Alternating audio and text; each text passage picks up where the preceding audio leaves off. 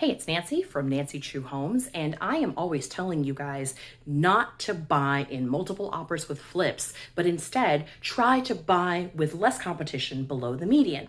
I'm going to show you what my husband and I did between 2011 and 2020 to basically purchase homes that would allow us to gain equity, which is basically grow money out of just owning the house and doing maintenance and, of course, some gentle updates. And I'm going to show you what kind of money we've made on these homes by purchasing below the median.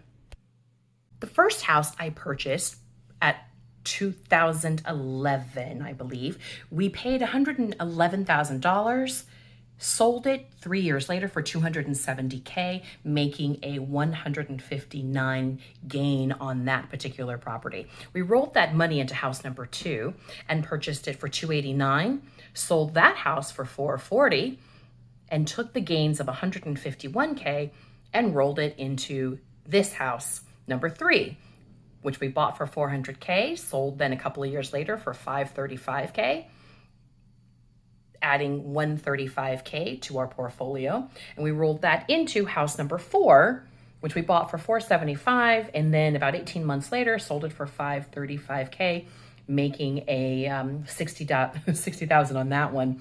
At that point, we had enough money that we were comfortable moving our down payment into house number 5, which is the house that we live in right now. We purchased that one for $975, and that was like 2020, and we recently had it appraised for $1.8 million. So this is the kind of amazing thing you can do with equity, okay? And this is why I always say, why are you renting? Because you can literally have forced savings into your home. Your home is like a piggy bank, all right? And instead of paying rent to a landlord, it's almost like you're paying rent to yourself through the bank. And what you're doing is at the end of that, you can sell that property and you kind of get all that rent back, right? That's sort of the way that you want to think about it. It's been amazing. And honestly, anybody who thinks that they're sitting around going, I just want my dream home, it's really hard to do that, guys. It's really hard to do that without pulling the equity from one house into another. So in this particular case, you're looking at 5 properties that I used almost like stair steps into the house of my dreams, which, by the way, I purchased at well below the median in a neighborhood where everything was worth between, I don't know, maybe like around 1.8 to 3.5 million.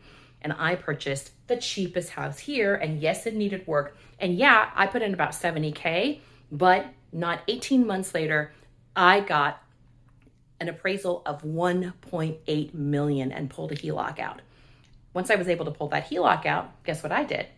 I bought a shore house out of the HELOC from the equity that I grew from this house for nothing other than owning it and $70K worth of gentle upgrades.